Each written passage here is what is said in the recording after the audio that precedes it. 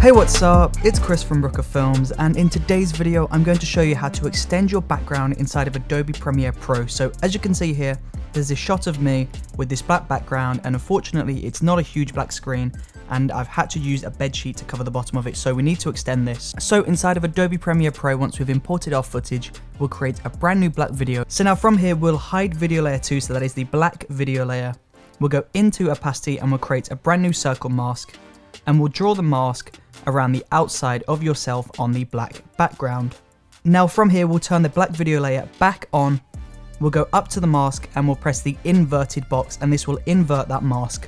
Now from here, as you can see, that circle is a little bit too harsh, so we need to blend this up by pulling up the mask feather. So go into the mask feather and pull this up to a point where it starts to blend with the shot.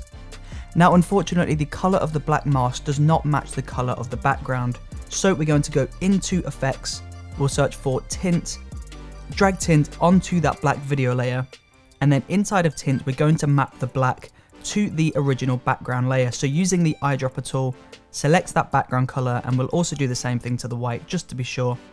And there you go, that is now starting to blend with the original shot, but unfortunately the right of the frame still is completely out because there was a light on the right side of the frame. So we'll add another black video, we'll go into opacity, and we'll draw a mask around the right side of the frame.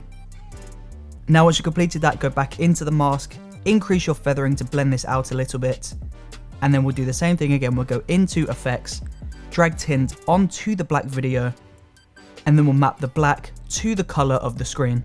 Now that's starting to look better, but unfortunately you can still see the creases within the screen, and you can see the parts of the screen that we've added to the left and the right to extend this out. So we're going to go ahead and create a brand new adjustment layer. So in the project tab, go to new item, new adjustment layer, and we'll throw this adjustment layer on top of everything and extend that out to match the same duration of the clips below. Now in effects we're going to search for levels, we'll drop levels on top of the adjustment layer.